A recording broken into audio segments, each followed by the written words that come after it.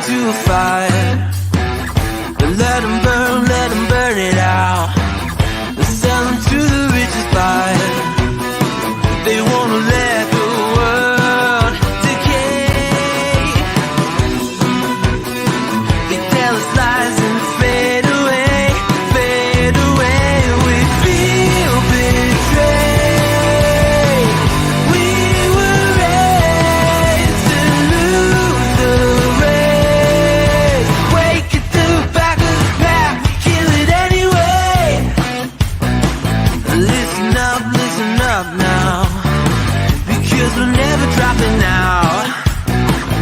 Beat the odds, beat the big house. The brains are bigger than the doubt. We've been thinking for ourselves, never let the truth fade away. This is bigger than ourselves, we won't let the world burn away, burn away. We feel betrayed. We were raised to lose the race. Wake at the back of the pack, kill it anyway. To blame, haters face the world's mistakes. Wake at the back of the pack, kill it anyway.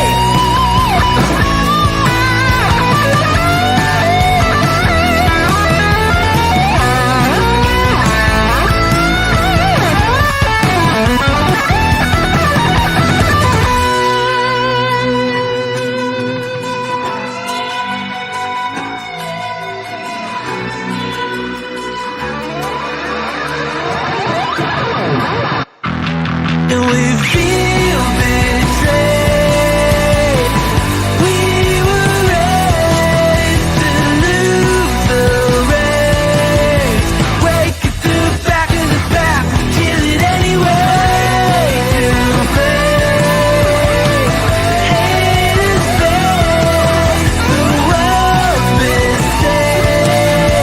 Wake at the back of the pack, kill it anyway.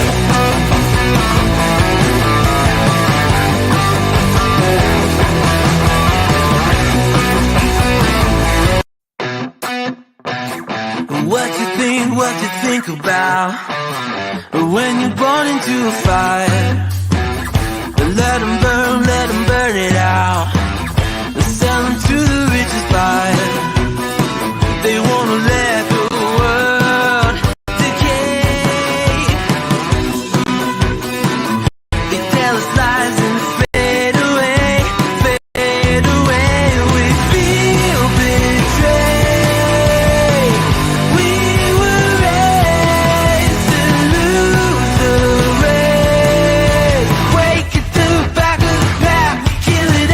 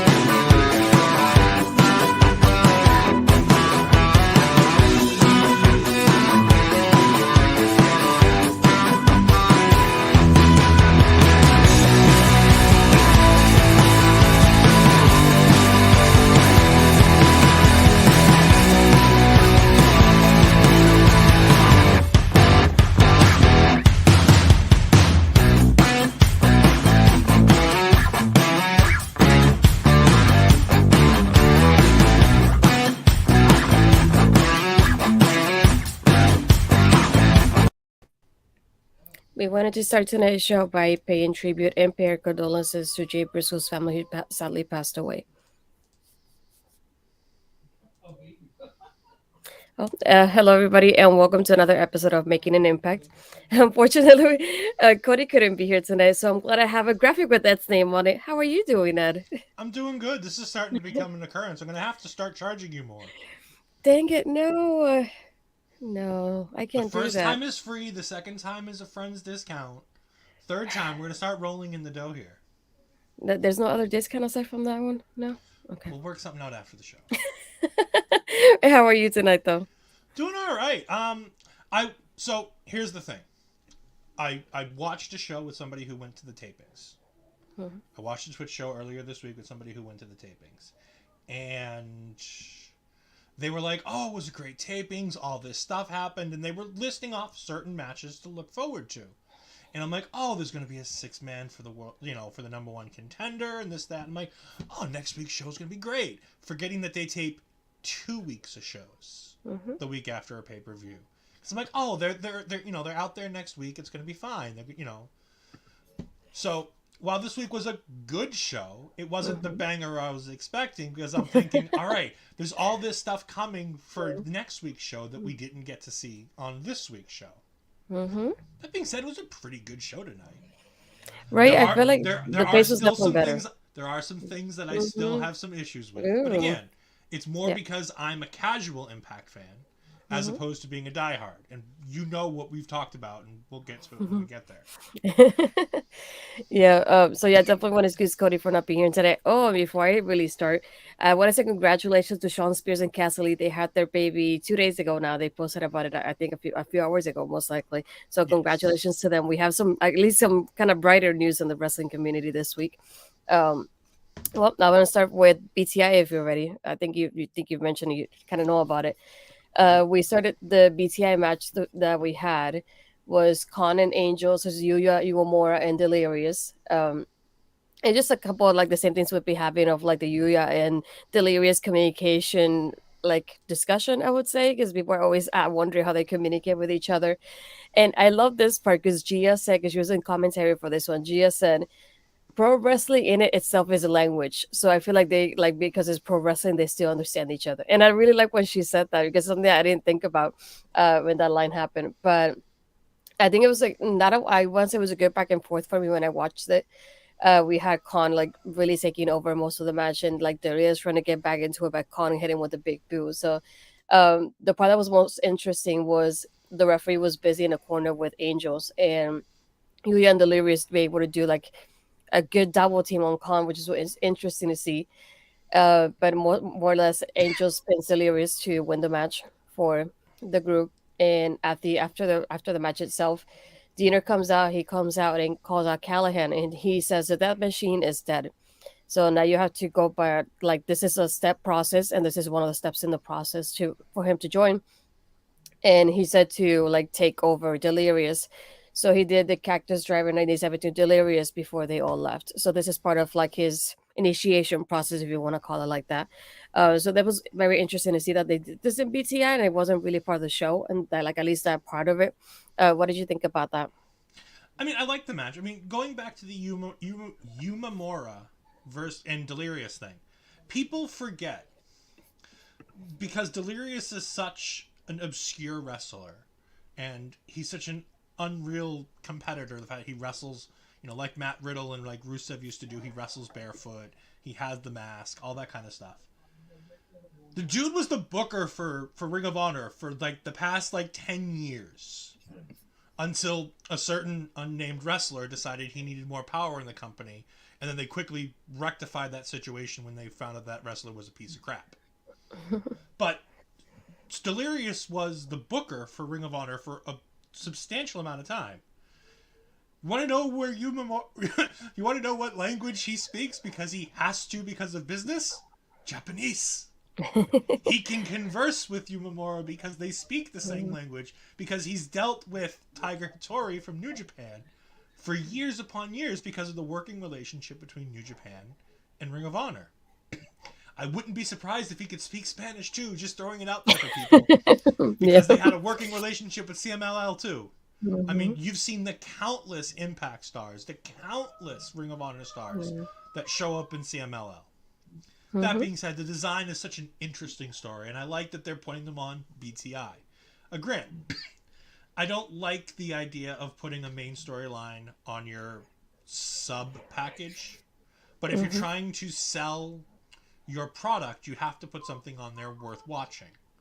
So while I agree with Cody's earlier assessment of it being a downgrade for Trey Miguel, the Impact, X Division champion, to be on a BTI, um, at the same time, it helps elevate that X Division by saying, this is the things that you can expect to see on our Mm-hmm. programming. Please give Yeah. us $1 to watch our programming. Mm-hmm. Um, it's a basic match. I mean, like Barry said, I enjoyed the tag team match. It was good teams and it shows depth and quality in the Yeah. tag team. It's exactly what it is. This was, again, like we talked about on NXT. This was a match to tell a story. They don't Mm-hmm. care about Delirious. Yuma Yeah. Moore is a future star that they want to see what's there, which is why they Mm-hmm. have him paired with an absolute stud of a veteran like Delirious. But all of this was literally for the post match thing where Sammy Callahan does the Cactus Driver 97. By the way, the longest name for a Powell driver ever. Yeah, that's true. But yeah, I agree with what you mean. It's just like I always think of BTI of like this like preview show. And it's like the pre-show when you watch a PLE for WWE. It's like they give you this match and like hoping it will incite you to buy their product. And it makes sense for them to like kind of like take turns on it. And it's like sometimes it will be like a good tag team match. Sometimes it's good for knockouts to have it. It's good to show a little bit of everything when it comes to your product. There's a preview to those who can watch that preview match. So it does make sense for them to like alternated between all the divisions going on and show something of that's interesting there, because for those that didn't watch it, they're probably gonna have to go back and watch BTI to understand, because later on in the show Diener does talk about the process and the step that happened. He said tonight. So if you're watching the show, you're like, wait, what did I miss? And then you have to go back to BTI to watch it, and that's when you realize. So it does help the BTI numbers as well. But officially, to start the, or you have something else? I'm just thinking. I was just going to say, like, the one thing I don't want Impact to get into the habit of doing is don't go Mhm. into the AEW habit of making BTI a match where all of a sudden you bring in somebody and it's like, I have to have Josh Alexander on. Like, there's no reason why Kenny Omega is wrestling on Dark. Like, if you want to try somebody out, just put them on Rampage. Like, if you're going to demote Kenny Omega to something, at least just demote him to Rampage. Like, there's no reason we should be seeing Josh Alexander. We shouldn't be seeing Mickie James wrestling on these shows. These are the places where we should be seeing Masha Slamovich, Killer Kelly, Taylor Wilde. But if you're doing Taylor Wilde, you have to do her with somebody who can at least make the match look good. Yeah. Because unfortunately, the other week and again, I'm taking my brief understanding of BTI. You have that match with what's her name from NWA, Kaylin Yeah. King. They had Kylan Yeah. King come in and wrestled Taylor Hmm. Wilde. That wasn't the greatest idea because Kylan King isn't a veteran enough to be able to call the match. We saw what even a veteran in the ring can do when calling a match with a younger star. What? Not a younger star, a less experienced star. Yeah. Because Taylor Wilde is anything but young in the business, Yep. which That's true. which is another problem I have. But besides the Hmm. point. But yeah, but BTI is a really good, fun show because they know exactly what it is. Just make sure that you don't. I'm just hoping Impact doesn't forget that that's what it is. This is a quick pre-show with one good match to sell you on the product. Yeah. And to begin the official show, we begin with Mickie James having a promo after her win and being Knockouts champion at Hard to Kill, and like the last rodeo being over officially. And she gets interrupted by no other than Bully Ray, my least favorite person in this whole world. So he starts asking Mickie to leave, and they have a good back and forth. And she started mentioning at first as like, I was the main event for Hard to Kill. And when he comes in, he goes, look, and I was the main event. And he's like, people were talking about our match. He's like, it wasn't because of Josh, it was because of me. And he's like, Josh should thank me like I made him who he is, because we were talking about both of us, or like more mainly him. So I was taking credit for that match. And then we had Tasha and Savannah come in and interrupt. And Tasha's like, well, the headlines before Hard to Kill were always like we had Tasha that beat Tasha and Mickie, and hence why the last rodeo started to begin with. So she's like, this is how it started because of me. Like, I'm the beginning of the last rodeo. And she starts having a back and forth with Bully. Is like, I remember the last time you and I dealt with each other. We were all going in the top row for for the Bound for Glory. But this time around, like, if you want to go at it with Mickie, yeah, like, you're more than welcome to. So Bully starts getting set up to take some tables from under the ring, and Savannah and Tasha are taking care of Mickie until we get Jordan and Kaz actually here for the save.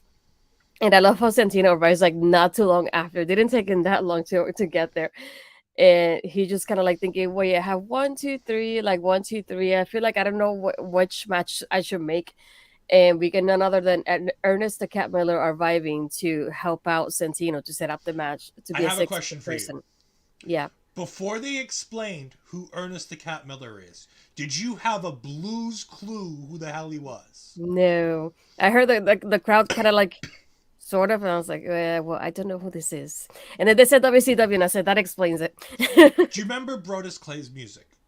Yeah. Somebody called my mom. I heard him later, yeah, when he said it backstage with Santino. That was his original music in WCW. He's a former world martial arts champion. I think it's 2 or 3 times. He was a Disco Inferno level star in WCW. Mm-hmm. People loved him a hell of a lot more than they loved Disco. They respect him at least, but that's who this guy is. Like, he's not. I was just like, I was watching. I'm like, Tasha doesn't have a blues clue who the hell this dude is that's coming out. No, I hear the crowd reaction. I was like, well, I guess people like him, but why?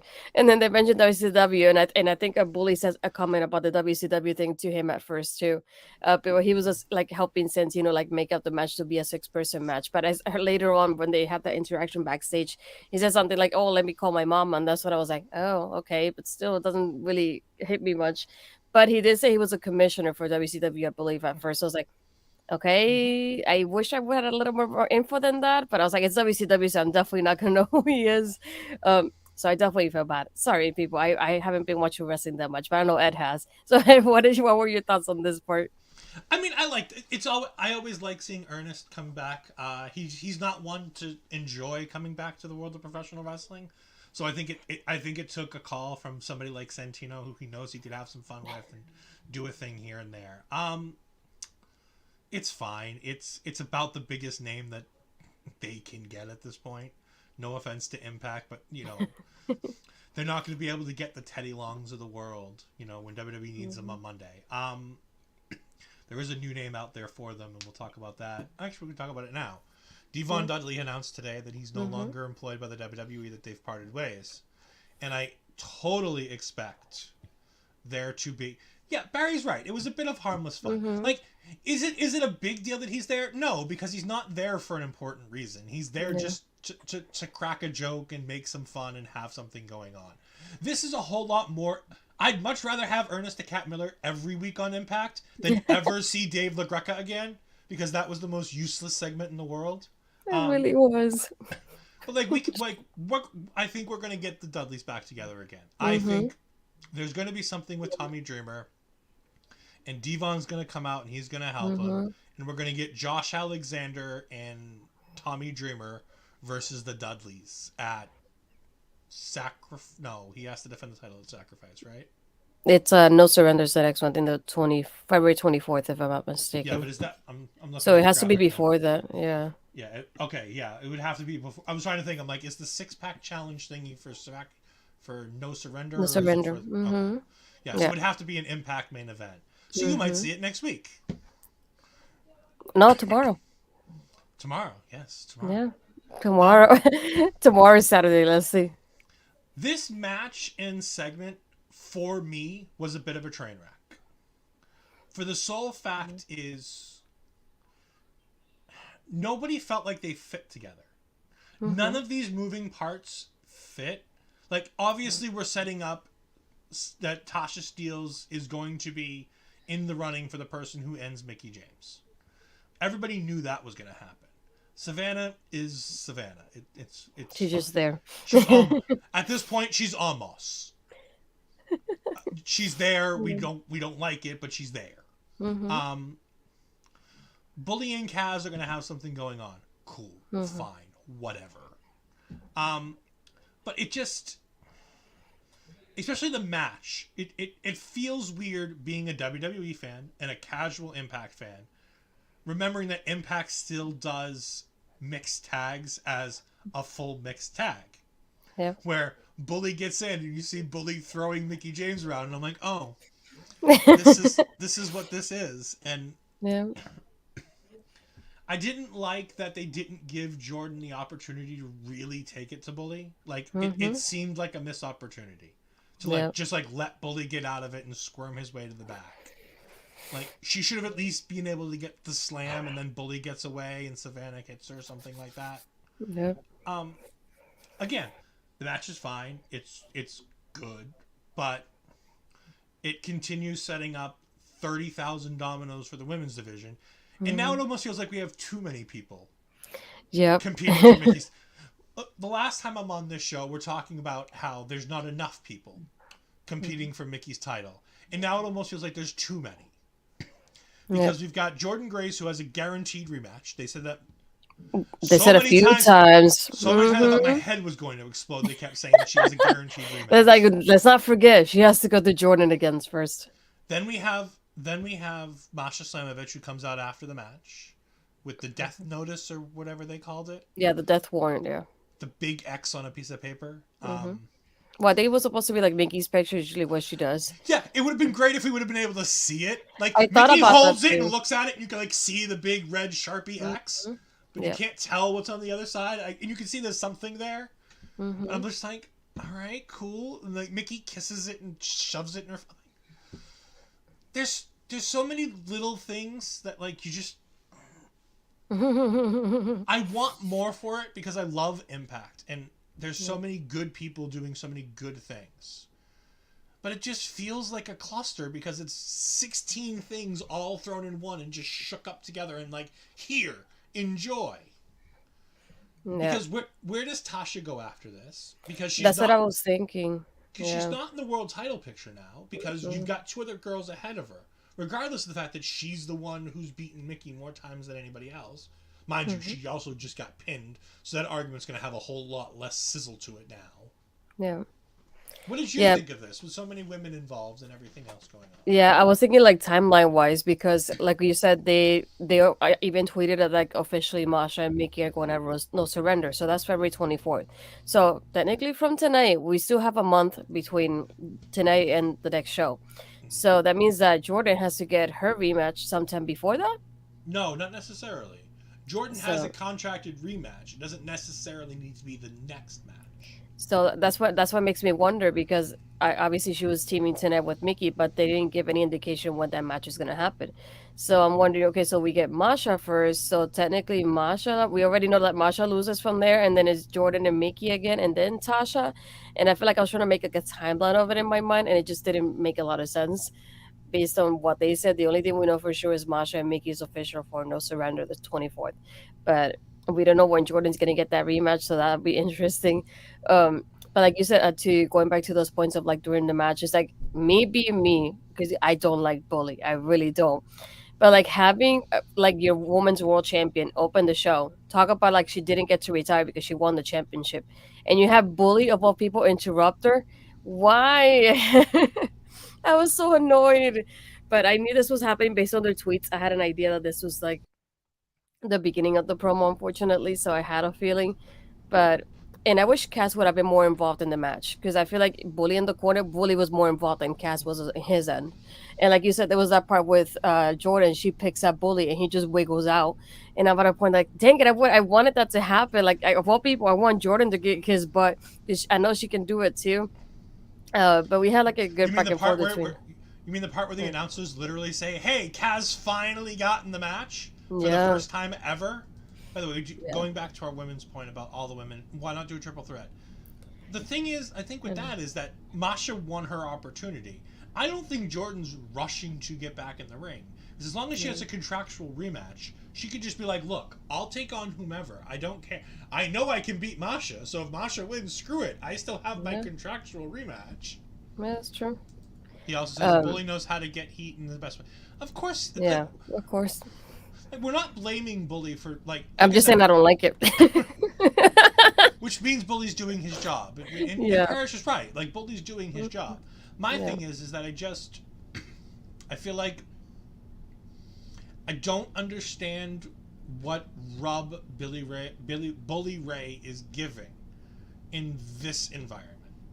Like, him versus Kaz is a fine one-off feud, but Bully's things at this point should be about giving back. The Josh Alexander thing makes sense because it's about Bully giving back to Impact, giving back to the new stars coming forward. There should be more giving back. Is he giving back? The only person I can think of is Tasha. Like, it would have made more sense if you could have had the big moment with him and Jordan. Yeah. But Jordan's going to have to find something else to do because Bully has got about 7 people to deal with in the next 3 weeks. So, like, going to Barry's comment, this is basically what I was thinking of, because from a standpoint, I'm like, I feel like it's also disrespectful to have somebody interrupt your women's world champion after she just won the title, and this is her big like celebration and her big like moment of like, I can thank people for supporting me. So I was like, I wouldn't have wanted her to get interrupted at all. Plus, to get interrupted by Bully Ray. So that's my point of view. I know he's definitely getting like the part of like he's a heel, so he does that. And the other part is like the way he like it made me think of like something between Bully Ray and Jordan. It has to happen sometime soon, because when she's in the match and she like looks at him as like kind of like I want you in the match, he just gives her his back and she's like no, I want you, and she turns him like trying to turn him around. But I definitely would have loved that for like to happen sometime during the match. I was disappointed you did it because it was like, such a good setup for it, but. I like having that part of like Mickie had to tag in Jordan at some point because she felt like she couldn't do it anymore after being like in the match for so long compared to the rest of them. But like you said, having like Masha come in later with the death warrant, I thought the same thing. Is like if you're gonna put the death warrant, you could at least kind of change the camera angle so we could see what it had, because you could tell it has something on it, but the big X, so we could see the X, but nothing else really. But I like the point of like Mickie just kissing is like kind of like I have that confidence, like I'm confident enough, like I can beat you, kind of point with her too. So I thought that was super interesting to see between both of them here. I mean, I don't think so, because I think at the time, Sami Callihan was as big a heel, if not a bigger heel, for the fans than Bully. I think nothing changes with Tasha, like with Tessa, if we replace Bully in there.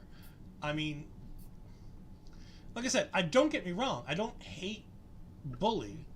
I just everything when you have these older veterans, as we've learned from WWE, the one thing we've learned from the fans is that the point of the old veterans isn't to come in and make it all about them. It's to give back to the community and to the people in the back. I'm trying to see where working with Kaz or working with Mickie gives back, because neither of them need the Bully rub. I mean, Bully versus Mickie, it's not believable enough for me. You know what I'm saying? Like, definitely Jordan though, especially after tonight. Jordan, yes. Rhea Ripley versus Solo Sikoa, yes. Jordan versus Bully, yes. Bully versus Mickie, there's more things I'd rather see Mickie do than work with Bully. I think that's where it comes down to for me, is if we're going to be doing things with Mickie James, I want the short time we have left with Mickie James, because we know it's under a year at this point. She's winding down. We know that she's pretty much done. So at this point, I want to get the things I want with Bully. With Mickie, I want them to be about her giving back. And she doesn't need to necessarily lose to do it, but she needs to work with these people. So it's working with Masha at No Surrender. It's working with Jordan again one more time, because they have a good chemistry. Jordan is the future of that division. As long as Jordan wants to be there, there's never going to be a bigger star than Jordan Grace in that division. You may bring in past legends who are bigger than Jordan Grace, but no homegrown talent. Masha's not bigger than Jordan Grace. Tasha Steelz isn't going to be bigger than Jordan Grace. She has the potential. Masha has the potential. But Jordan Grace is, for the foreseeable future, the star of that division. I think for me it's between her and Diana because I feel like Diana brought a lot of eyes when she was I Knockouts champion. I So think Deanna's a whole lot less. The reason why I don't bring up Deanna there is because mhm, I think Deanna's a lot less term than. I think Jordan is at this point. She's Impact and she's not really going anywhere mhm, because I think she's learned very quickly with how they treated Gresham that she's not yeah, going to AEW. mhm, Even if they could make the appeal, she's not going there. yeah, She might go to WWE if they offered her enough money, but I think she does enough on the side where I don't think she wants to. So I think she's Impact for as long as she wants to be. Whereas somebody like Deonna Purrazzo, I think is much more likely to mhm, go off TV in the next 2 weeks and show up in the Rumble. Now, obviously, she's not showing up this year. Like we can tell, they're restarting her by having her work with Ashley this week. yeah. Sorry, I know I'm skipping around here on the show. It's okay. But I think when you're talking about building this women's division, Mhm, continue the great things you do in the knockouts division. Don't change what you do. Why do you need Bully Ray to be interacting with any of your knockouts? Your knockouts division is the second best division. You know, your knockouts division is your best division that you have. No offense mhm, to your world title picture, it's not. No offense to your X division, it's nothing like what it used to be. I mean, do you remember when the days when we could literally list the names of the people in the X division? It's Trey Miguel, it's Black Taurus, and it's people. Maybe like I don't know if Kenny King is in the X division. I don't know if mhm. Speedball Mike Bailey is Speedball, in the X. yeah. But like the days where we could list off 10 people who were in the X Mhm, division when it was Abyss and Daniels and AJ and Jerry mhm, Lane. Like there were days where you just list and it's just a list of people. Focus on what you do and get Bully to do what Bully needs to do. Don't keep intermingling the pie. mhm. I feel like we're way taking too long on that. Jordan's better off staying where she is. WWE makes you a bigger star, but AEW gives you what you want. It gives her what she wants, except for the fact that they treated her husband like crap, and Mhm, he bitched his way out the door. Which is the problem because she's seen firsthand how they treat people in mhm, AEW and how, more importantly, how they treat her person in AEW. And I think yeah. that's the bigger red flag for her with AEW. I don't think there's anything they can do to make that better Mhm, because they disrespected her man, and that changes the pace for what happens in her career. yeah. Sorry, I'm ranting on your show. That's I'm okay. only allowed to rant on my show. I apologize. No, I mean you're almost there now at this point with 3 shows now you've done. Um, but no, after this we had Santino and Ernest that were backstage. Just Ernest is helping Santino, giving him ideas for the next thing. And Santino says, "Well, I have a match that I think I'm gonna do. I think it's for next week. Now they announced it. It's like It is. Golden Six Shooter match." It's like, okay, where's this going? Well, he said we're gonna do Sabin. And said, and we're gonna do Edwards. He's saying, then after that, we're gonna do the 4 animals. And I was like, oh gosh, where's this going? And then he said, Rhino, Swan, Moose, and Callahan. I died when he said that. I really did. He got me. Um, I like how after this he sees Dirty Dango, a Fandango. He starts talking to. He's like, "Oh, do you have any advice for me?" And just when he's about to talk, then Steve Macklin shows up, and Steve is like, "Well, why is Swan in this match? Like, I'm the one that beat him at the pay per view, so why is he the reasoning for being in this match?" And it's just the part of like Dango's like, "Well, if you want my advice, why don't you just book me and him to be in the show tonight?" And then later on, they do say like not only that the match is confirmed, but they also say the match for the uh, Golden Shooter match is supposed to be former world champions, and so I Steve Macklin's not part of it. But it adds again more fuel to that fire that he has. That even though he had that victory at Hard to Kill, he's still not in the world title picture. So I think that was super interesting the way it happened. Um, here with Barry's comment, he's like, I agree that like so Yuya, Delirious, Hodge will be exhibition starts and are off to Intact Wrestling. Yeah, like I'm not sitting here and saying they have nobody in their X. I know they have an X division, and it's a wonderful mix of people. I'm just saying that when you go back to the old days of the X division with AJ and Joe and Abyss and all, like the heydays of the X division, where it was the pinnacle of your company, that the shining star of Impact Wrestling was the X division. Right now, the shining star of your company is your Knockouts division.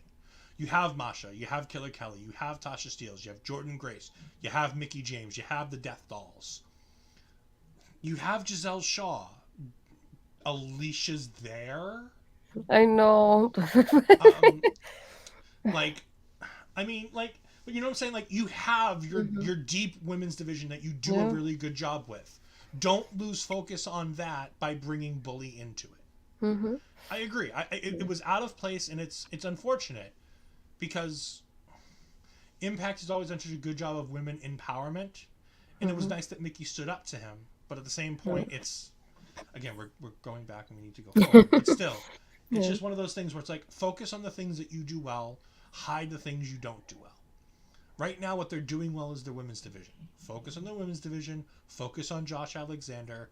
Focus on... We'll get to him in a minute. No, after this, we had Diana and Ashley Dubois. I like that. I'm hoping to see Ashley live, but I was curious about this one. But it was most one of those matches of, like, even though Ashley did have a couple moves here and there, but it was mostly to give that momentum and give that boost to Diana, because I feel like Diana, ever since being with Chelsea and even after Chelsea left now, she's been more in the background in the women's division. So I feel this is just a way to build her up again and, like, show off as, like, she's still here.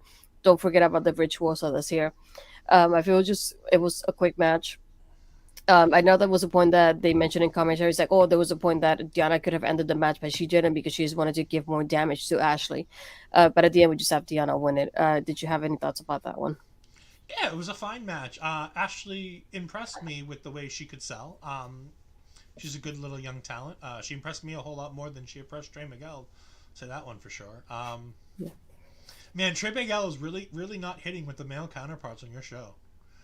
We'll get to that in a minute, but it's just, it was a fine match. Queen's Gambit, again, is a lot better than the Cactus Driver 97 for a name for a pile driver. At least it's nice and short. This match, I think, is solely to be like, hey, look, Impact fans, don't worry, she's still here. She's not showing up on Saturday at the other thing going on next Saturday. Yeah. Like, I, honestly, if that's the only thing that they did this for, I'd be fine with it. Because now I can take Deonna Purrazzo off my list of people potentially showing up at the Rumble. Yeah. Because if she had disappeared after Hard to Kill, and she weren't on the thing tonight, and she weren't on it next week, I'd asked you, and I've been like, did she show up at the tapings that you were at? And no, there's no sign of Deonna Purrazzo. I'd be like, oh, look, guess who's showing up in the Royal Rumble? Totally. Yeah. But like you said, there was nothing to it. It was about get yourself somebody who talks about you the way Matt Raywald talks about Deonna Purrazzo. Considering they both have lovely other spouses, get yourself somebody who talks about you as glowingly as they do. Yeah. Because the two of them are married to such wonderful people. Shaw Guerrero and Steve Macklin are just the most wonderful people in the world. Yeah, and that's another thing. Tonight, I think, was really heavy on the knockouts, because we started with Mickey's promo, and it led to the 6-person match. Yeah, okay. And then after that, we had Diana and Ashley, and then we had, after this, we had Taylor Wilde and Killer Kelly, which was, I guess, interesting for you. And so I wonder how that went. But no, before this, we had Gia going to get an interview from PCO. She's like, people were surprised about his return. I said, well, I really wasn't, but sure. Do you have any thoughts about that, guys? And it was super quick. So, Gia looked like she was going off to the gallows as opposed to going to interview. Like, PCO has no history of hurting other people. Like, it's one thing if it were like going to do the design, or, you know, going to interview Bully Ray, who has a history of, like, abusing people who aren't them. There's been no history in this division about PCO hurting anybody other than who PCO is instructed to hurt.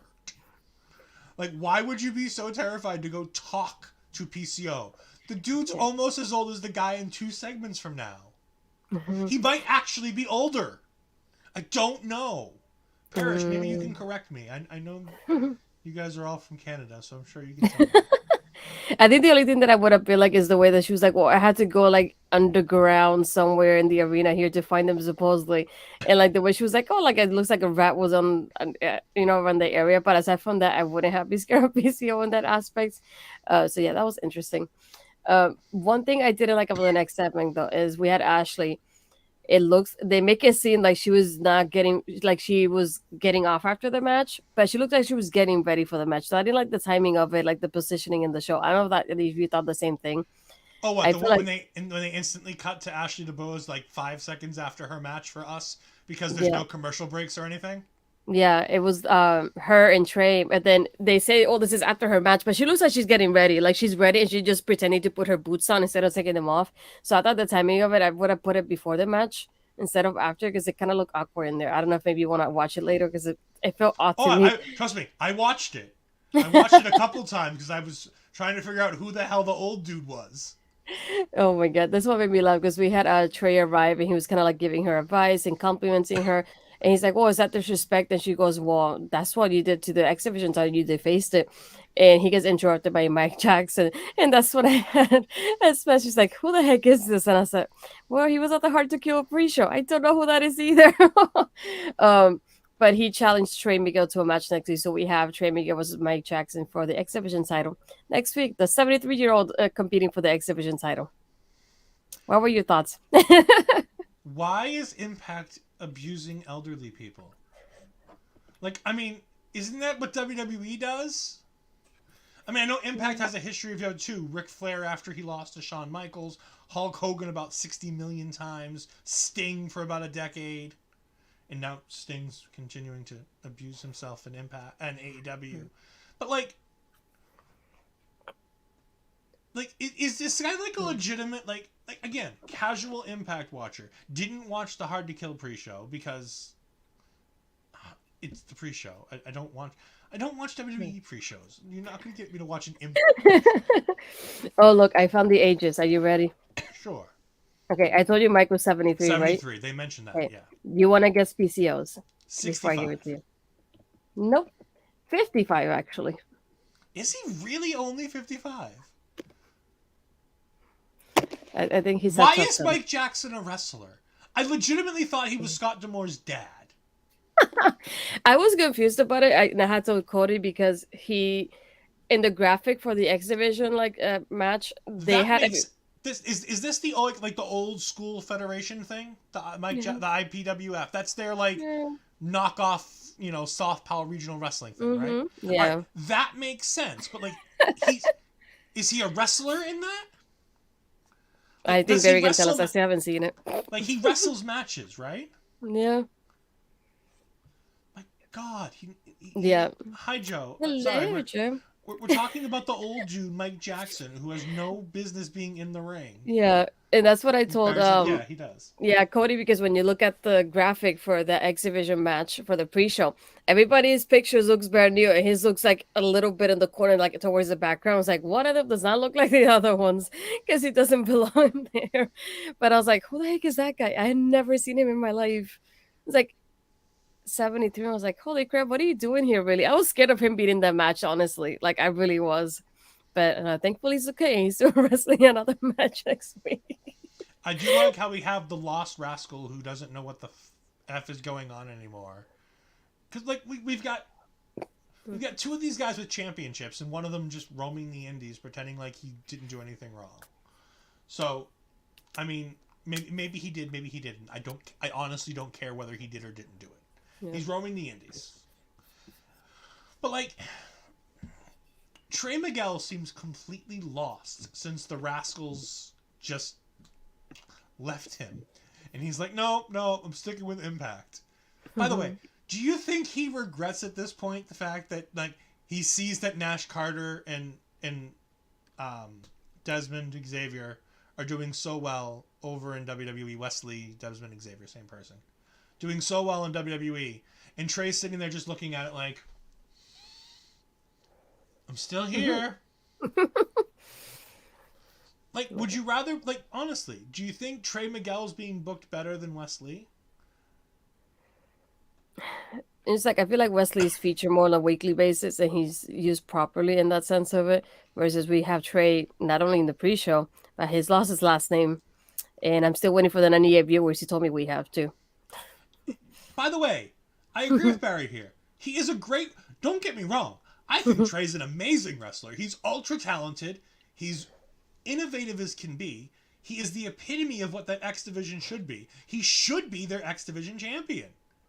He's everything that division stands for. But, like, you look at him and he looks like he just doesn't want to be there because all his friends left him. Madison Rain was one of the people that was always in with the Radicals from what I remember. She's gone. Mm-hmm. Both the other Rascals are gone. Hell, even the fourth Rascal that nobody remembers isn't in Impact anymore. Mm-hmm. Like, it's weird. It's gonna be a match. Thankfully, I'm hoping I don't have to be here to talk about it. If you're gonna make me watch that one, it's gonna be big bucks next week to make me watch Trey Miguel versus an old dude. Oh, jeez. Because, like, he's gonna beat up an old dude. Like, it's one thing when they trot out Jerry Lawler for wrestling matches. Like, WWE is very careful about trotting out like, we talk about Goldberg and being like, oh, he's too old to wrestle. We got Action Mike Jackson friggin' running around challenging the X Division champion. And it just also makes me think, it's like, I know he just defended against Black Tourist, but it's like, is there literally nobody else he could go against? No, Speedball's working with Kenny King, as Barry said earlier. The other ones are in the tag division. Yuya Uemura, Delirious, Hotch's other friend who's working with Bully Ray, Skyler. They're all working in the tag division or with Bully. Not quite geriatric pro wrestling because he's really the only old dude on their roster. So I'll give them the benefit of the doubt because other than him, it's Tommy Dreamer and Bully Ray who at least can still have a competent, like Bully Ray can have a great wrestling match. Case in point, we proved it. Yeah, I was gonna say, don't put Tommy Dreamer in the category though. No, Tommy can't put on a good wrestling match anymore. But Tommy can put on an entertaining wrestling match. Yes. It may not be a great wrestling match, but Tommy Dreamer can still do the things you need to do to have an entertaining wrestling match. I'm going to be very just to make it fast paced because I'm going to be very interested. I'm going to be very interested in what action Mike Jackson can. What action does the dude do? Like, if he walks and takes a step, I'm going to be impressed. Like, the actions get him going from the entrance to the ring. You forgot about that? I don't know. I thought he was Scott D'Amore's dad. I legitimately thought he was Scott D'Amore's dad or the guy cleaning up the arena. Like, he didn't look like a wrestler. He didn't talk like a wrestler. He talked like an old dude who's, like, just hanging around. I was like, man, does Jerry Lynn look terrible? Because I thought maybe Jerry Lynn or something else, like somebody from Impact's past. Like, I don't know. Like, this dude is so old. It must have been embarrassing for Trey leaving Impact to go to WWE, being told he doesn't have enough passion for WWE. I don't... See, that's the thing. I don't know if they told him he didn't have enough passion, or if he was wishy-washy on whether or not he wanted to sign with the others. Mm-hmm. I think WWE, in their ideal circumstance, wanted all three. And Trey was like, eh. I remember it coming out that Triple H claimed that he, didn't have enough passion. But I think I remember he was like, his wife was pregnant or something like that, and he didn't want to uproot and move. Something like that. But yeah, no. How embarrassing would it be to be told by Triple H that you don't have enough passion for WWE and having to go back to Impact? Anyways. Yeah. Next up would have, I think, you and Cody's favorite person, Taylor Wilde versus Killer Kelly. I like that when they started this one. They were just staring at each other, just smiling. But just like, it took that moment. But I'm glad it was with Killer Kelly because Killer Kelly is not really a fast-paced kind of person. She's more like methodical and slow motion-ish when it comes to her wrestling skills. So I think that it made sense for her to go against Taylor Wilde. I feel like they definitely fit in that kind of pacing. So to me, it makes sense that this was happening.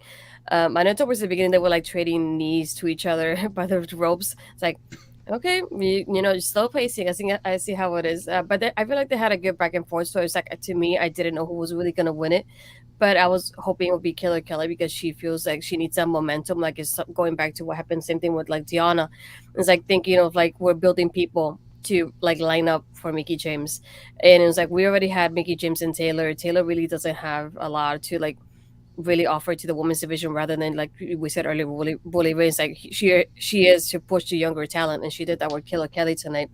But I feel like it was an interesting way of like building Kelly up because she's been absent from TV for quite a little bit up until Hard to Kill. Did you have any thoughts about that one?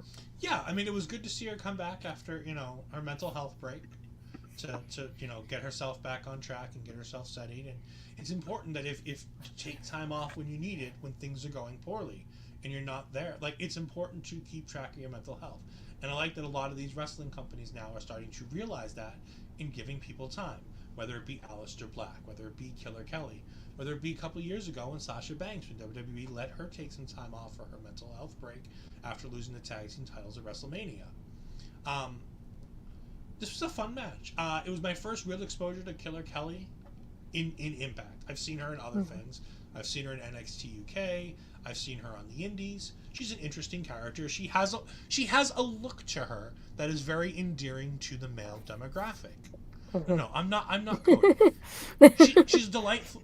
Honestly, she's a smaller version of what Jessica used to be.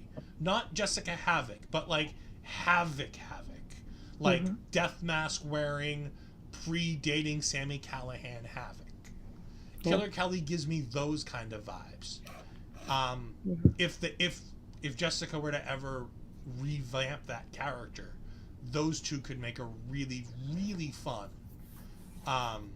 tag team to go out there and do a fun thing. If you were to bring back just a Havoc version of Jessica Havoc. Yeah. It was a fun match. Taylor Wilde is still... Taylor Wilde. For the amount of years that she has in the wrestling business, you would feel like she feels green, which is a bad thing. It doesn't look like she has the wonderful skills that you should have at her age and the years that she has in the business. To me, No, outside looking in, it's one of those things where it's just there just seems to be a miss between the two of them. Killer Kelly led the match really well, which is what I was saying earlier.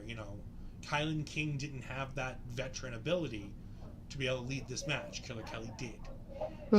She slowed her down. She made her do what she needed to do. She did all the things that you need to do. It was a good match. I enjoyed it. Killer Kelly got the win like she should have. It was an impressive match, and Killer Kelly is putting herself in that line of people who I would love to see Mickie James either put over or, help get over. Because I don't think Killer Kelly's going to be the one. Now, is this now Mickie loses and she's done, or is that whole stipulation gone, or like we said earlier, the last rodeo is over. So does that mean that there's no more? If she loses, she's done. That's something that I think I forgot how Pierce was bringing it up last time. I think he was saying about like all the Rumble scenarios that we were talking about. It's like, what if she comes out at the Rumble and she loses? Does that mean that she retires? Because it kind of goes back to that stipulation. I've been wondering that because all they say is like, oh, the last rodeo is done. But they never say, oh, she loses, she retires. And that's still sticking to it even after she wins the title. Now, but I don't know that aspect of it. I've been wondering because all they say is the last rodeo is done. So it makes me wonder if that means like the whole, let's say, packaging of the last rodeo is done. So I've been curious about it on that end of it. So we'll have to see. Because so far she still hasn't lost, so we haven't been able to like really get any information when it comes to that. So I've been kind of curious about what that entails. So we have to wait and see, I guess. From Ella J's next interview with Mickie James. Yeah, or from the Sapiens I watch tomorrow. But But then after that, we had Callahan in the dinner segment. This is going back to we were talking about BTI earlier. He says there's a 7-step initiation, and step 2 was tune-up, which is what happened earlier with Delirious. And he says step 3 next week is bringing the title home to the design. If he doesn't bring it home to the design, there'll be consequences. So let's see what happens after next week. Because I don't see Callahan winning this match. What do you think? There will be consequences because Connor was the one to say that there was going to be no, I could honestly, of the people in that match, the only person I think who wins that match is Callahan. Oh. I'll be brutally honest. I don't see Eddie Edwards winning. Mm-hmm. I think we've done Josh and Eddie before. Yeah. I don't see Moose winning because we just had Moose lose to Joe Hendry in a way. And I don't think that's quite done yet based on what we saw tonight. Mm-hmm. Rich Swann is definitely not winning. You could honestly swap in Rich Swann for Macklin. It would make the match 10 times more entertaining. I honestly can't remember the rest, so I'm going to pull up the graphic. Sabin, no. Sabin's already got way too many tag belts. He doesn't need to attempt to try to get another belt. Rhino, maybe? Maybe? It has to be one of the animals. But that feels like a downgrade from going after Bully Ray to go to Rhino. Just seems like an even more of a downgrade. Yeah. So to me, the only person who makes sense to win the match is Callahan. Do I think Callahan beats Alexander? No. I don't think he does that. But I wholeheartedly believe that he goes the next step and wins the match next week. Yeah, it's a good, interesting way you think about it with like the process of elimination based on the storylines that everybody has. I do wonder what if Swan gets attacked before the match and Macklin goes in the match though, because that'll be interesting to see. I mean, it all depends on how they want to, if Santino's going to keep it as this former champions thing. Mm-hmm. If he's not going to keep it as former champions, yeah, I could see Macklin attacking and getting in the match. Like I said, the only person I could see winning this match other than Callahan is Macklin. Yeah. He's the only viable challenger for Josh. And I think Josh's days are numbered. Like, we're starting to count the days not for getting to 365 for the full year. We're starting to count the days till Josh, I think, loses that title. Yeah, and to me, Macklin is that person. I don't see anybody like built enough or like being focused in at the like after Josh that will take that title away from him. So it's like whoever comes in next, Josh is beating them, and it's probably going to be Macklin afterwards. I want to see like from his standpoint in the storyline, what else does he have to do to get noticed, right? Management to get that match. But like he says, like I've been winning, I've been doing this and doing that, and I just won against Swan too. But Swan's in the match. It's like Rhino just lost, but he's in the match too. And it's like he's like, what do I have to do to get in the match? So I think, and it's also with the back and forth that him and Josh had on Twitter. I think it was yesterday, if I'm not mistaken, or the day before that, of like that back and forth that made me think like definitely this is getting built up on social media as well. So it has to happen sometime soon. I'm hoping it does happen for one of the big pay-per-views rather than just like a normal one, like one of the smaller ones like No Surrender in February. So what, Rebellion in March or April? Yeah, that's what I'm thinking. Yeah. Because No Surrender is an Impact Plus and YouTube pay-per-view. So I don't think Josh loses it there. But the next one after that, I think, is the one where he could... Whatever the next big Impact pay-per-view is. Yeah. Like a full-fledged pay-per-view. Yeah, because the next one, Sacrifice is in March. Yeah, so that's the one. Yeah, and that's Impact Plus. So I think maybe that one, Rebellion's for April. Sacrifice is Impact Plus or Sacrifice is YouTube and Impact Plus? Oh yeah, it says YouTube and Impact Plus. But oh no, and then we have Rebellion in Canada. So we do want to have him lose before he goes to Canada. No, I think we have him lose in Canada. Then again, I'm a WWE fan, so obviously he loses in his hometown. We have Barry jumping in saying that I think Macklin will be taking the title as well, as I think we'll get Macklin versus Kazarian. I'd love Macklin versus Kazarian. Again, an older veteran coming in and giving something to a slightly younger star. Macklin's not the youngest star, but he's a young star in Impact. Parrish also saying maybe the last rodeo was request to win the title, not a general thing. Now that she's won the title, that's what I'm saying. Like, it seems like what Impact is saying is that the last rodeo is over. I think this losing thing is no longer implied, but I still have a feeling like she's going to go. If it were me, this is how I would do it. Masha takes the title off of Mickie, even if not now, in the future. Mhm. It's either Masha or Jordan takes the title off of Mickie. Maybe in a triple threat match. And then we get Tasha versus Mickie in a career versus whatever. And Tasha wins that. And Mickie retires, and Tasha's the one who gets the rub of retiring Mickie. Because we can't not do Mickie versus Tasha again. But I don't think you do Mickie versus Tasha again for the championship. Because I think you're building to Masha as champion. Because Masha versus Killer Kelly, Masha versus Jordan, again, round 3, or 4th. I don't know if it's 3 or 4 at this point. Yeah. But I think Masha has a slew of new opponents that could really be fun for her to take on as champion. Yeah, but yeah, I'm looking at the website for Impact, but yeah, Rebellion's in April and it's in Toronto. So, do you want that Hito Macklin of like winning that title in Canada? That could be a Sure. thing too. So, Why not? I think that would be maybe the possibility.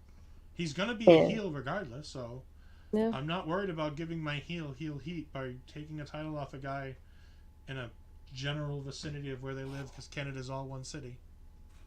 Don't look at me. That's the wrestling world telling me that all of Canada. If you've ever watched WWE in the 90s, all of Canada is one city. Yeah. Because if you're Canadian, every Canadian city is your hometown. So after this, we had I think Josh and Santina were talking, but it was very quickly. I didn't catch on what they were really talking about, and then they were interrupted by Giselle and Jay. And Jay comes in, Giselle comes in. He's like, "Well, I beat the Death Dolls, and we realized later that the match that was supposed to happen at Hard to Kill, they put it like an Ultimate Insiders match." It's like, great. It was canceled from the pay per view. They put it separately. So she's like, well, we beat the Death Doll, so I think I should have a title match, but I don't have a partner. And then we have Alicia pass by, and Santino's like, oh, you want to be her partner? She goes, hell no. And then somebody else, I didn't recognize the girl that came in afterwards. I don't know if you did. She came in, passed Kiana by from the Akane? screen. I was gonna say she definitely looked like a G and Kiana mixed up together. And then she passed by. He's like, "Do you want to be her partner?" She goes, "No." So he's like, "Well, I'll get back to you on that because we need to find you a partner." So they did announce it. I think it's for next week. Yeah, Death Doll versus Giselle and a new partner for next week. I really have no idea who it could be. I haven't looked at the spoilers, and I'm spoiling myself on that one for the moment. Did you have any thoughts on that before I continue? You know it's going to be Taylor Wilde, right? No, Come on. no, don't wish that upon it, please. I mean, so what I actually do the Josh thing. Santino was telling him about the 6-man match, and he was asking Josh, Oh and yeah, yeah. Josh was cool with that. And Josh was like, dude, I don't care. Like, I'm a fighting champion. I'll fight anybody. This sounds great. Cool, whatever. He's like, I'll fight any of them. Like, and that's when he walks away, and Giselle pops in and scares Santino. And It was so weird seeing Joshua like that. It's like not even probably like a minute in this whole Impact show. yeah, it's great to have your world champion featured like a jobber for 60 seconds after he defended his title in a pretty awesome match that they spent more time talking about the match than they did, with Josh on TV. Okay. But next week hopefully we'll see him more as we have the new one. Barry says that Ashley won, as she won't know Giselle's as hated because she's new. I wouldn't be surprised to see Ashley DuBois as the partner. I have a feeling Oh it's no. going to be Jay. It's either going to I be thought Jay or about Taylor. it. I think it's going to be Jay or Taylor. Yeah, I thought about it because the way Jay was standing next to her, the body language kind of gave you the vibe. So like kind of like Santino pointing at him and going, "How about him? He's right next to you already. He's like you're already friends with him as it is." So I Yeah. think that would be interesting to see. But aside from that, automatically thought of him, but like I have nobody else in mind aside from him. I do like Barry's idea of having Ashley Dubois doing it. I think that would be interesting, just to like have her in there somehow, and then Giselle's gonna get mad at her if they lose because Ashley doesn't know any better. So we'll see how that plays out. Um, After this, we had Steve versus Dango, and I still feel weird saying Dango instead of Fandango and having the music and everything. I'm definitely not used to this. I was like, I missed the outfit in the music. Um, I don't really have any notes when it comes to this match. It was just like it was like a back and forth at some point, but after that, like it was Steve taking over more than anything. I did like how he was standing on the post. And he was about to like go on against Steve, and Steve rolled out, and he turned Dango turned around, and he still dived in onto him. But yeah, and he was using, especially in that area, he was by the ramp, but he was using the ring, like especially the ropes, to do a tornado DDT there. So I like that part of it. But it's no surprise that we had Steve winning the match. Is like it goes against another fuel to the fire of like, here I won again against a person like Santino selected, who's the commissioner at the moment. It's like, what else do I have to do? What did you think about that part? It was great. Steve Macklin is an ultra talented, great heel who just wants to. He doesn't care about anybody or anything. He just wants his chance at the world title, and he's like, "I'll fight anybody I have to get that opportunity. I'm sick of having to fight people for it, but I just want to. I just want that. Like, it makes sense. He has a goal. He has a mission. He understands he technically has a job to do, and he does his job, but like he's not happy about it. Yeah. But he goes out there and has a good match. Dango is still ultra talented, and Dirty Dango is great, and that finish was creative and fun and different. Doing the tornado DDT on that ramp on the outside, having it reverse and having him suplexed into the ring, and then having Steve hit his finish. Great, cool. Damage done. Go home. Yeah. After this, we had the major players getting interviewed, and it's mostly focused of like you were involved in when Ace and Bay were in the match, so you kind of cost in that title match at Hard to Kill. And it's like, well, you're gonna face each other next week, so it'll be the major players, just Ace and Bay, and then we have Moose arrive, and he's like, well, don't you realize that kind of things like went downhill for you guys the moment that Myers lost the Digital Media Championship to Joe Hendry? And then I like how Cardona goes, I see what you mean though. Like this fella's always like the happy-go-lucky kind of guy. He's like, but I see what you're doing. Just trying to get us to do your dirty work for you and try to go against it. But he's like, but you're right though. Like it's Joe Henry's fault. So it looks like Cardona's about to face him, but it's not gonna happen next week because of the tag match. Probably the week after, most likely. We'll see about that one. But I think, It's yeah, listed. Was it on the thing that you for gave me? mine, maybe. But I'm looking. You can go ahead and keep talking. It was fine. It was what it was. It was a generic yeah. segment. Yeah, digital media title: Matt Cardona versus Joe Hendry this Friday. Yeah, so I'm definitely watching that. You'll see it tomorrow. Yeah. So yeah, I think it was just Do you funny. have your Joe Hendry sign made yet? I don't have any signs. Astrid. Now, I'm gonna explain something to you. You may not understand this as a millennial wrestling. Sure. Who came in after the invasion and didn't know what this WCW thing was. And Hey, I know WCW. Don't come at me with that one. You don't know who Ernest the Cat Miller is. You don't understand why he wants to call his mama and do his dancing. But like, the thing about wrestling is you need signs. Signs are great. So what you need to do is you need to bring a sign that says "Making an Impact believes in Joe Hendry," and put the three of our faces on it.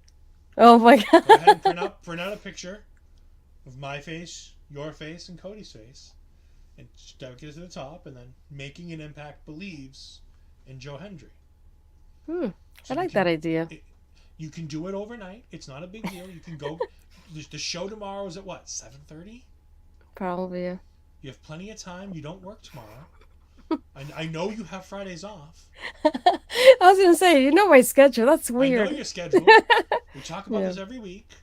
There's a reason why Making an Impact is on a Thursday night. Yeah. So you go home tomorrow. You wake up, 7, 8 o'clock in the morning. You wait for the store to open around noon.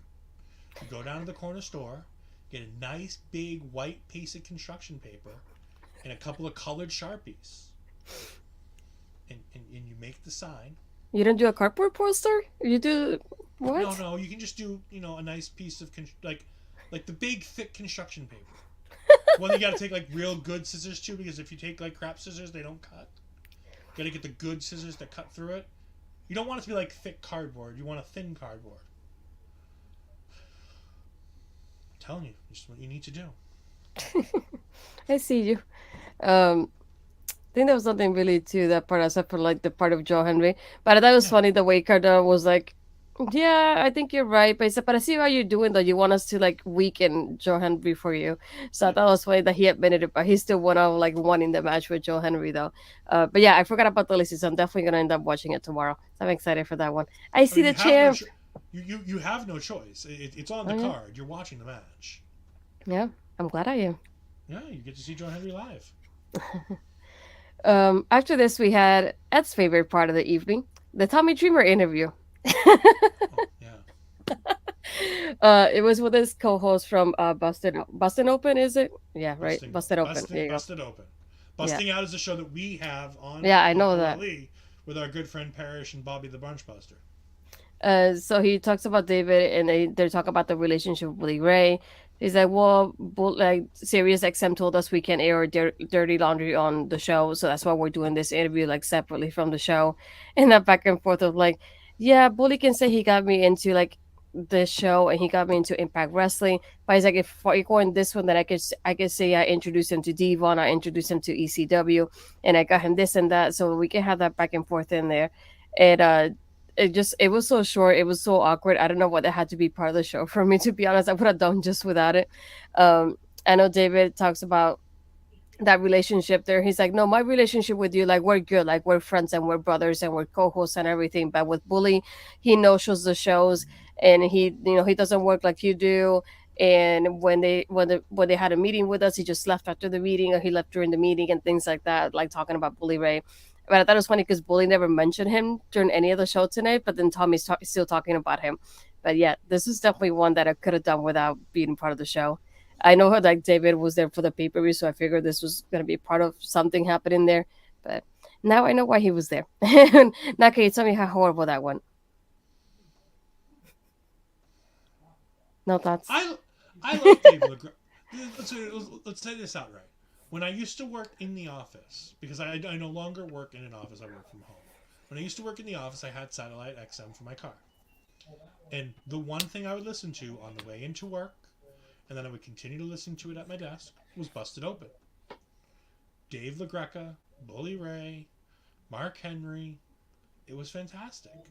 I was never really a fan of when Tommy Dreamer was on the show because they talk about wrestling that even predates me. Which is, those are the days that, Papa Smokes would watch the show because Papa Smokes loves his, pre-WWE stuff. But, like, for me, that's just not, I'm not a golden age kind of guy. Anything pre-WWE for me, for the most part, is almost unwatchable except for the AWA. I really like the AWA. This conversation I had about the things I like in wrestling is a whole lot more pertinent to Impact than whatever the fuck this was supposed to be. Sorry for cursing on your show. I saw this segment, I want to say it was yesterday, was announced, and I showed it to you and Cody. And I like, think why so. the hell is this on the show? And I wasn't even planning to do the show this week. And I'm like, why is this on the show? Yeah. It makes no sense. I hate when Impact does stuff like this. Because it just... You don't need Dave LaGreca to continue to fuel... Like, if you want to continue to fuel Tommy Dreamer versus Bully Ray, you can just talk to Tommy Dreamer and They have continue history. the feud. They Yeah. have plenty of... Bully Ray... Like, they have 30 years of history. There's plenty of stuff to talk about. You don't need to bring in Dave LaGreca and Busted Open. I'm glad they had a Tommy Dreamer interview. No adverts on YouTube. Need some time for a toilet break. You know what? Barry's not wrong. I unfortunately chose the first 5 minutes of the main event to do that because I forgot that there are no ads on this, and I ran out of time, and I forgot that I could just pause it because it's YouTube. But no, I mean, it was pointless. It was stupid. It was unnecessary, and it makes the show feel less important because there's no reason to bring Dave LaGreca on. Because Bully's not talking about him. Bully doesn't bring him up. And Bully almost never really brings up Busted Open on the air anyways. No, it was that time when they had the promo beforehand. Tommy had the shirt on. Yeah, which is the reason why Bully Ray brought it up. Yeah. Like, Bully doesn't talk about the things he does on Busted Open. Why? Because Bully Ray on Busted Open is like a normal dude. And he's not the, do you know who I am? Yeah. We have La Greca on Sunday. I don't know where we have La Greca on Sunday, but apparently we have La Greca on Sunday. I mean, you might. Dave La Greca is a well-known name in the industry now because of the fact of Busted Open. It's like I said, it's a great call-in show because it's one of the few call-in shows that we still have around for wrestling fans. And Bully Ray has a wonderful kind of, mind for the business when he's not in character. Mm-hmm. And Mark Henry is one of the smartest minds in wrestling that people don't think about when they think about smart minds in the business. And the way he lays things out is incredibly talented. This is a wonderful show. I don't need it advertised during Impact. No. It's the second time, and if you notice, it's Tommy Dreamer doing it. And it's the second time he does it, and I'm okay. Thanks. I see it on my Twitter account. I don't need to see it anywhere else. Yeah. I'm good. Moving Now on. we have the main event. Yeah. I keep getting confused on my notes. It was pit A fight, fight pit, whichever it was. At this point, This one's a pit fight. WWE is the fight pit. yeah, I was like, can you tell me? I'm like, I kept thinking maybe I looked at the order wrong, but maybe in my mind I'm already trained to say it that way. But that was it. For this one, it's Speedball versus Kenny King, and they can only win by KO or submission. I think there was a good back and forth to it. I love the chemistry they had, and this is like the time that I was really interested in how it was gonna go. There was just so many moments. Like there was a part when Speedball does his knee strikes, his leg strikes to Kenny, and the way that Kenny reverses it too, and Kenny trying so many submissions on Speedball too. And even one of my favorite parts was when he was standing up on the post, and he did that twisting dive onto Kenny, and when he went for the ultimate weapon at the end too, and the way Kenny reversed it, I was like, he's gonna reverse everything he's got going on. Holy moly! But I love how they went out, and then we had towards the end. Kenny was always almost knocked out, and I love how Speedball had to get the steel chair that even Kenny brought in himself, do the kick towards him, and then referee was like, yeah, KO for sure. I feel like even if you notice Speedball's kind of facial expression after the match, he kind of felt like he was kind of surprised, I guess, by the way he had to go about to win the match. And I think it's just a way of Kenny telling him, I had to bring up a more violent side of you for you to be able to have that win over me, which is something I would like to see. Hopefully him doing a promo about it after the match being happening tonight. So I think this will be interesting going forward. The way he will be like you had to dig in deeper to be able to beat me and have that knockout win over me, because he tried it. He's like, check on it, and it wasn't the same thing as when Speedball did it towards the end. So I think character wise that was really interesting of Speedball, seeing something different from him on that aspect. What were your thoughts on that end? As much as I enjoyed watching Speedball from a different aspect, I enjoyed the fact that you got to highlight Kenny King. Yeah. I feel like Kenny King is one of the most, if not the most, underrated man in wrestling in this industry right now. Kenny King has everything except size to be a top star in this business. He can, as you saw, he can wrestle on the mat and do the whole MMA style just fine. He can make it believable. He has a charisma on the microphone. They're not only his words, but the way he talks and the way he acts draws you in to listen to him. You might want to say, you suck and I hate you, but he draws you in to make him listen to what he says. He has one of the best names in the business, Kenny King, K-I-N-G, King. I missed that theme. I was really upset that that's not still his theme. Because that's one of my favorite themes in wrestling, is his original entrance theme from Impact. This dude is a former Tough Enough guy who didn't get selected.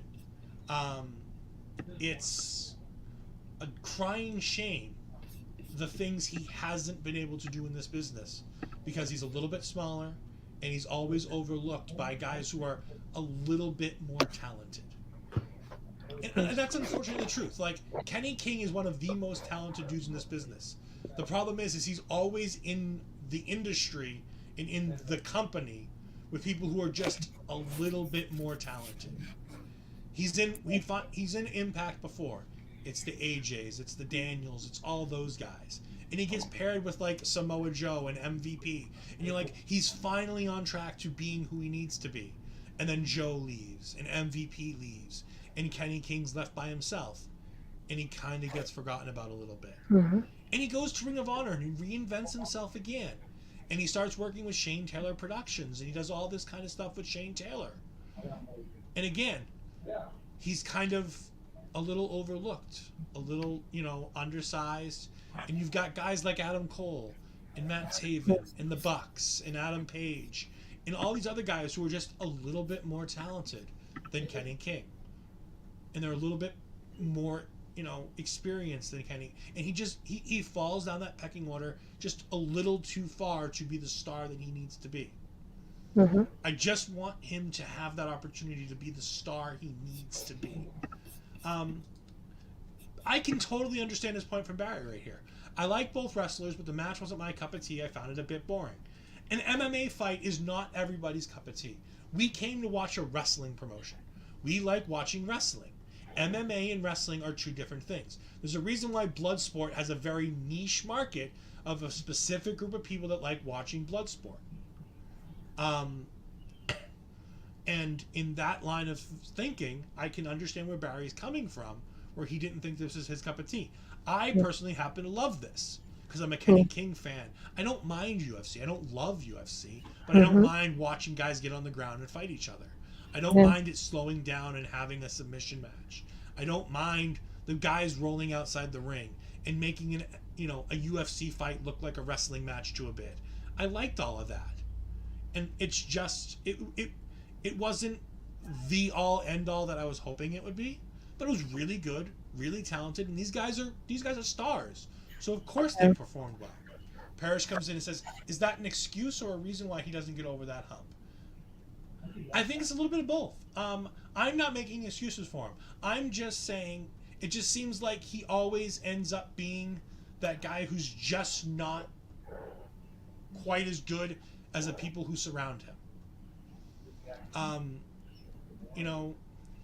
There are certain stars who always end up being bigger than the people around them. To me, that's the person who screams that more than anybody is Jay Lethal. Jay Lethal, as in why I bring it back to Impact. Jay Lethal is a guy who, no matter where he was or who he was working with, he was one of the biggest stars, and you knew he was one of the stars. When he's working with Ric Flair and AJ Styles, he surpassed AJ Styles in that moment. You feel like Jay Lethal's more important than AJ Styles because he's working one-on-one essentially with Ric Flair. In all actuality, Styles was a substitute because Ric Flair wouldn't wrestle, so you had to have AJ do the wrestling. But like, Kenny just feels like he never quite gets there. And Paris says he's not as talented or he's not talented enough are two different mindsets. Maybe. Like I said, I'm not a professional wrestler. I can't tell you what's happening and whether it's he's not talented enough or whether he's just not given the right opportunity. I don't know which it is. All I know is that I think Kenny King is vastly underrated by a majority of the wrestling world. And I really wish that he would get the chance to prove how good he really is. Because I think if he was given the ball, I think he can run with it. But maybe I'm wrong. Maybe I just see more in him than there is. But that's what fandom's all about. Finding your favorite and falling for those favorites. And not only that, but you made me think of also something that we have mentioned before, because when Honor No More was a thing, I feel like you cannot forget that Kenny King was part of the group. You can think of Eddie Edwards, so you can think of the Kingdom, and then I feel like we don't really think of Kenny King in there. So even when they disbanded, we were at a point of like, we felt like when the last promo happened, Eddie was talking about the Kingdom, and the Kingdom left, and then he's talking about PCO for the moment and everything happening with PCO and Vincent. But I feel like there was no point towards Kenny. Like there was nothing he could really say about Kenny. I was like, what did Kenny really do in Honor No More? I feel like he was just there, and I feel like sometimes we did forget like he was there because I feel like the other people in the group overshadowed him in that aspect because you're thinking Eddie's the leader, the Kingdom's the tag team, PCO's like the monster, Vincent's like the mindset behind PCO. What's Kenny King really doing here? And it's like it's because he was in Ring of Honor, but aside from that, you're like, for me, I when I see Kenny King, I can't forget about him being a reality show. And when I remember seeing that lineup before, I forget which one it even was The at this Bachelor. point. So I He was on remember The seeing Bachelor. just his name once, and that was it. But it's just that aspect that reminds you of like maybe he's a person that when they put him in those groups, he ends up getting overshadowed by the other people. So you don't get to see, if he's talented, you don't get to see it enough because other people are overshadowing him. So it's like I feel like maybe this is a great time for him to really reinvent himself in Impact because he's going against people, and the focus is on both of them. There's nobody else but both of them, and that's it. And working in that companionship in this feud. So I'm hoping that even after Speedball, he has another kind of feud that's similar to it in that aspect that like he doesn't get overshadowed, and you can still see whether he's talented or not. But I enjoy this aspect of him, this side of him, because I feel like I said earlier, it's like you kind of see him telling Speedball, I'm gonna get something out of you. Like I know you have a dark side to you, and I'm gonna like get it out of you. And we saw that tonight towards the end of the match. And it's like I feel like this is something that's gonna get brought up again, and then hopefully they'll have another match, and we get to see more from Kenny in that aspect. And I'm like I said, I'm hoping that I might get somebody like him. I wouldn't mind seeing him in the X division because we can kind of get him that spotlight in there as well. So it's just a matter of like timing and then seeing what happens next with him. But I would like to see him getting highlighted more often because I feel like I often forget that he's part of the show because of the way they build him up and the way they barely show him. They really do. I feel like now with people, he is getting that showing, and I like that about the show. Um, Let's just hope they don't forget about him again. that's my hope. But yeah, that's it for tonight's show. Yeah, I'm just excited for the tapings because I get to see. I saw the tweet, so I saw the lineup that they have for tomorrow. I keep thinking today and tomorrow, for tomorrow and Saturday. So I'm really just excited to just go to the show. I didn't think about the sign, so maybe I'll do a sign. We'll see. But yeah, We just really will excited do to a sign. do. Maybe, We will. uh, maybe. Anyway, but overall, just really excited after seeing what happens tonight in the build up towards the pay per view. So yeah, looking forward to it. Did you have I anything have a, else you want to say? yeah, I have a question for you. And You this is know, an interesting one. Because of the way taping things work and all that kind of fun stuff, are you excited to know what's going to happen on next week's show before next week's show airs? I know the only You're thing going is to like know, you're yeah, going to know, not only are you going to know all the things that are coming up for everything from here until No Surrender, no, because I have a feeling that they're taping everything to No Surrender, right? yeah, it There's seems that way. there's no more tapings in between, right? No, I don't think so. So they're taping 4 weeks of television or so in the next couple weeks, or 2 or 3 weeks in television. Hmm. But you're basically going to find out everything that happens between here and there. More Yeah. importantly, next week on the show, you're going to find out who's challenging Josh Alexander before the match airs on television. Hmm. And then you're going to be able to tell me, because I don't care about spoilers, and you're Yeah. not going to be able to tell Cody, because Cody doesn't want to know any of the spoilers. I feel like the hardest thing will be I know I can show you and I know you won't mind, but I think the hardest thing will be the fact that I can't show Cody anything on what I'm watching because that'll give him any clue about it and he's gonna get mad. So I definitely have to like hold myself up. I'm glad I can send it to you at least and I can show it to somebody because I'm gonna try to post it really on social media until they happen. So we'll see about that. But yeah, I think it'll be interesting to see because I feel like my thoughts are gonna be a little bit different knowing that I get to watch it before it airs. So I get to watch it twice. So let's see how that goes. More, Like we important, just more importantly, you're going to be able to, like we talk about every week about, oh, we hope, like we're just now, oh, Kenny King, I hope they don't forget about him. You're going to know whether or not they forget about him for the next couple yeah. of weeks because you're going to find out what happens at the tapings. Hmm. You're going to be able to find out whether or not what steps 4, 5, because theoretically we're going to see step 3 next week on Impact. But Yeah. tomorrow you're going to find out whether or not he accomplishes step 3, and if he does accomplish step 3, you're going to find out step 4 and maybe step 5. And if he doesn't accomplish step 3, you're going to find out what the punishment's going to be before he even loses the match. Yeah. So there's lots of things that are moving through with that. It's going to be fun. It's going to be interesting. We do have Parrish pumping in saying, is Cody even going to know if he's not here? He's going to be back. Something came up last minute. It is unfortunate. He will be back. Don't you worry. He says, hey, I even watched the show now. You can be the other high-paid special guest. You at least have in-ring talent, so you can charge even more than me. You're not helping my case. I'm not trying to help your case. I'm trying to help my pocketbook. Dude, WWE 2K23 is coming out soon, and I got to be able to afford that stuff. And OLE's not going to buy it for me. Hint, hint, Parrish. If you want to buy me 2K23 and I'll produce content for the channel. Barry says, one worry tonight gave me about Impact is it might become a comedy wrestling show rather than a wrestling show. I don't think that's the case. Just because Santino Marella is in charge, and I get you, there's a lot of comedy here. Santino's going to be one bit of comedy. But you got to remember, this is a company that has Josh Alexander and Mickie James and Bully Ray and all of these super talented, wonderful people. You're not going to get a slew of comedy just because Santino's there running the show as opposed to Scott D'Amore. Because Scott D'Amore is still backstage running the show. Like, don't get me wrong. Scott's still there running the show. It's just Santino on the outside for the outside appearance.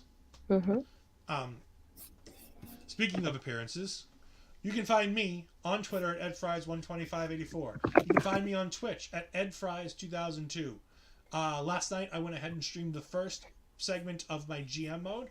I'm running a 25-week GM mode on WWE 2K22 in preparation for 2K23, where I'm going to be, hopefully, if we have the right things in place, I'm going to be doing online GM modes with different people, whether it be people from OLE, whether it be my friend Tom Collihue, whether it be other YouTubers or other people in the wrestling scene. I'm looking forward to things like that if it's an online thing. You can also find me co-hosting with the wonderful Astrid. Oh, see, I did it this thing as I'm used to pointing this way because I'm on the other side. See? I'm not the only one. You can find me with my co-host, Astrid Pizarro, every Tuesday night on NXT's Taking Over. You can also find us next Wednesday night. We're going to be recording an episode that'll be airing soon, talking about pandemic wrestling. And we're going to be talking with Daphne from In the Hot Seat Podcast. So make sure you follow In the Hot Seat Podcast on Twitter.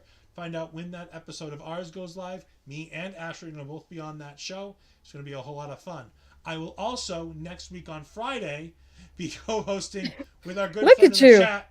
Yeah, next week's a very busy week because of Royal Rumble. I'll be doing a Royal Rumble preview show with my friend Parrish, who will be live from San Antonio, Texas, as he's getting ready for the Rumble. He will be live, so me and him will be talking all things Rumble on the day before the Rumble, after SmackDown, so go ahead and know the latest that we can know and give you our picks for what we think is going to happen on Saturday. Also, on Saturday, I'm joined by my co-host once more. You can find me, Ashley Pizarro, and our good friend Bobby Money Munson, as we're going to be hosting the OLE Pay-Per-Review, I believe it's called, where we go ahead and talk about the Royal Rumble. Who won the Royal Rumble? What does this mean for the WrestleMania card? All that wonderful stuff will all be discussed this Saturday night, right after the Royal Rumble's over, probably within 5 to 10 minutes after the show. So go ahead and follow me on Twitter at EdFries12584 so you can find all the wonderful things that I will be doing. Astrid, you have stuff to talk about now. I was going to say, you're booked and busy. I got nothing now. I'm kidding.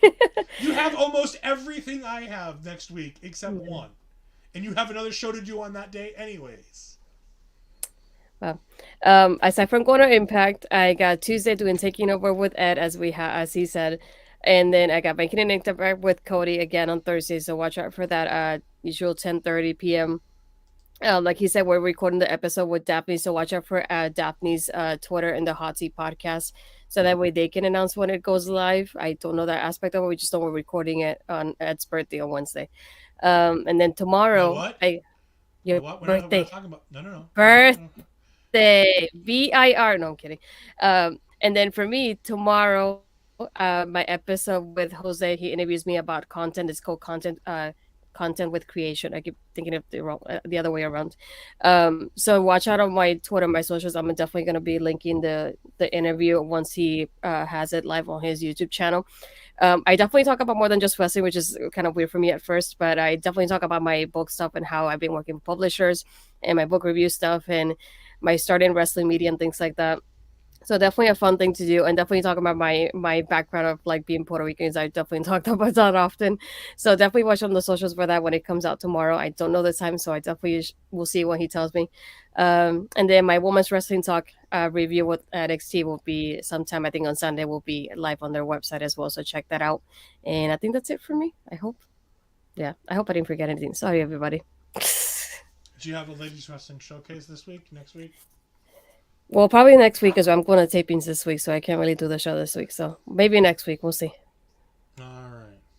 And again, we just want to say one more time, our condolences for the family and friends of Jay Briscoe. He was an ultra-talented pro wrestler.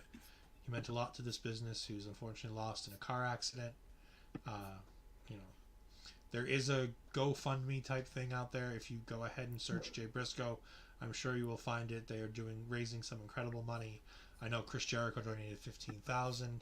So a whole bunch of other wrestlers have donated a ton of money. If you have any that you can go ahead and spare, go ahead and help this family. I know one of the daughters had surgery the other day. I don't know if I've seen any updates on how she's doing. It's a terrible situation when somebody so young goes ahead and has something happen to them. So definitely go ahead and check that out. Barry Monkey says, things that aren't wrestling? Is there anything else? In Ashton's world, yes. In Ashton's world, there's books, there's movies. I know the Scream movie just released their latest trailer. I watched a reaction of it today with one of the reactors that I watch, and I looked at it, and I instantly said, oh, this sucks because it's not in Woodsboro anymore. It's apparently in New York. Yeah. I don't know why Hayden Panettiere is in this, but apparently she's in this movie. I'll explain it later. Wednesday Addams is in the movie, so that's great. It'll be fun. But no, Astrid loves her anything Scream. She loves her horror stuff. She loves her books. For me, I love my music. I love my movies. I like my video games. All kinds of fun stuff like that. There's wrestling fans need to make sure that they have a varied interest outside of wrestling, because when you get into the wrestling bubble, you can get bogged down with all the crap that goes on in wrestling and all the good and bad feelings of it. You need to expand into other things that can help. We have a show on OLE Podcasts that talks about music and wrestling. And Beats and Beatdowns is an incredible show because you find out how much music influences wrestling and how many musicians want to be pro wrestlers and vice versa in a lot of cases. So, having varied interest outside of wrestling is a great thing. Parrish brings up, Paramindful and What If aren't wrestling, but check them out. Yeah. And What If is Variant Wrestling Realities is our What If on OLE Podcast. A show that I'm temporarily on hold as I try to figure out what the next episode's going to be, because I've had a hell of a time trying to find fans who actually watch WCW during the Monday Night Wars. But there are all kinds of wonderful things. Impact is a great thing. Continue watching Impact. Continue supporting Impact. Continue supporting this young lady right here. She's doing amazing work. She's come so far in the year plus that I've known her. She's a true delight. She is the natural, and she is, as I call her, I don't call her the natural anymore because she's just good at it. She's the big star. She's the big star. She's the main attraction. She is our Mandy Rose. And with that, have a wonderful night. And we'll see you guys next week.